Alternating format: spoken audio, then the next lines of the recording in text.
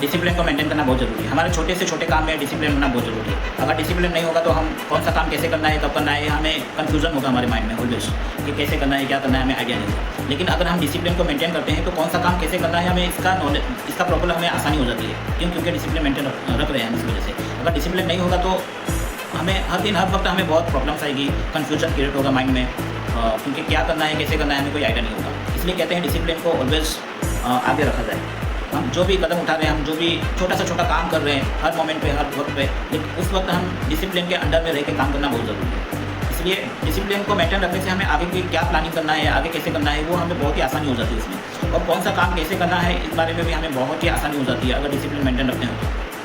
सो हमारे माइंड में जो कचरा भरा हुआ रहता है ऑलवेज पूरे दिन माइंड में कन्फ्यूज़न होता है कि क्या करें, कैसे करें, ये इसीलिए होता है क्योंकि हमने डिसिप्लिन को मेंटेन नहीं रखा। डिसिप्लिन को अगर हम मेंटेन रखेंगे तो हमारे माइंड में जो थॉट्स है वो एकदम क्लियर हो गए कि हमें कब कौन से टाइम पे कौन सा काम करना है, हमें बिल्कुल इसका एक प्रॉपर आइडिया रहेगा। सो ऑलवेज कहते हैं कि डिसिप्लिन को मेंटेन रखो, लेकिन कोई रखता नहीं है। और नहीं रख रहा है तो उसका कारण यही है कि वो पूरा कन्फ्यूज़न है उसके माइंड में, क्या करना है, कैसे करना है, उसे कुछ पता नहीं है।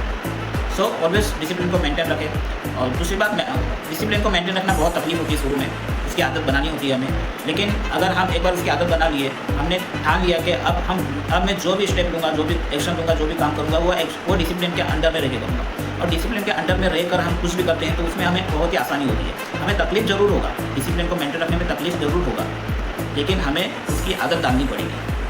और डिसिप्लिन की अगर जब आदत आ गई तो ये डिसिप्लिन इस डिसिप्लिन के वजह से हमने जो तकलीफ उठाई है, डिसिप्लिन हमें इसका बहुत सारा बदला इन फ्यूचर हमें देगा।